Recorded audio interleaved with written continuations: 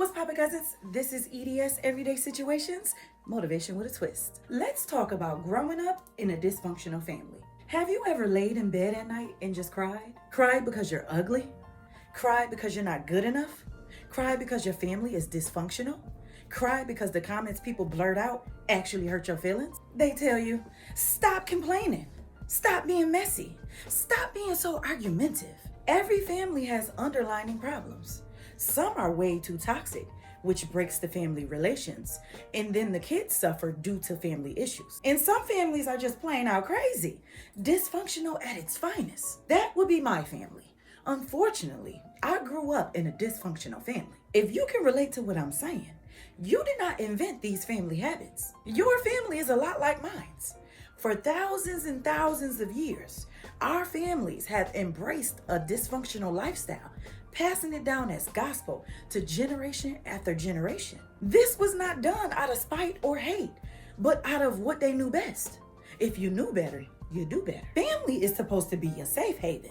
Very often, it is the place where you find your deepest heartache. Genes, I have learned, do not make you family. Blood means you're related. It doesn't mean you're family. I didn't choose my family, but I can define family. You can too. It's okay to cut toxic family members out of your life. Blood ain't thicker than peace of mind. When you walk away from toxic family members, you begin the journey of finding your true family. Shout out to all my cousins who grew up in a dysfunctional home and with emotionally unsupportive parents, while listening to others talk about how supportive their family is. Basically, you're guiding yourself through life. You're strong. You are brave. I don't know who needs to hear this, but let's raise children who don't have to recover from their childhood. It's time to break these chains. It's time to be free.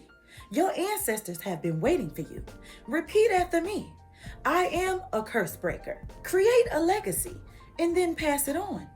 Build generational wealth. Now let me be clear about something. Often when people speak about generational wealth, they only focus on money. Wealth of knowledge is just as important too.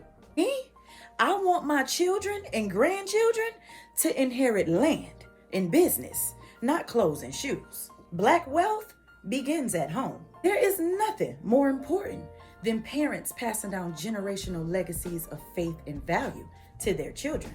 If you don't come from a rich family must come from you. Each generation will reap what the last generation sowed. Can we normalize using kind words in the household? I'm sorry. I love you.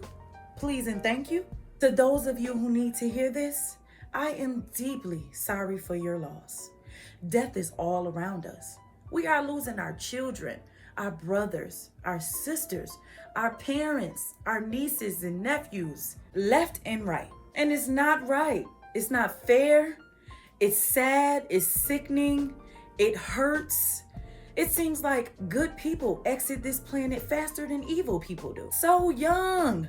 So suddenly, the most painful goodbyes are the ones that are never said and never explained. I know it's sad and I know it hurts, but give yourself permission to grieve. Your loved one created such a beautiful memory, a life we can truly celebrate while we grieve.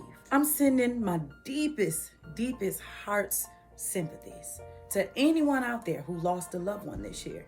I'm sorry for your loss. I'm praying for you and your family. I'm just gonna leave y'all with this. We all have that appointment. We all die. The goal isn't to live forever, but to create something that will. It's your favorite cousin, LadiieeLuck333. Namaste.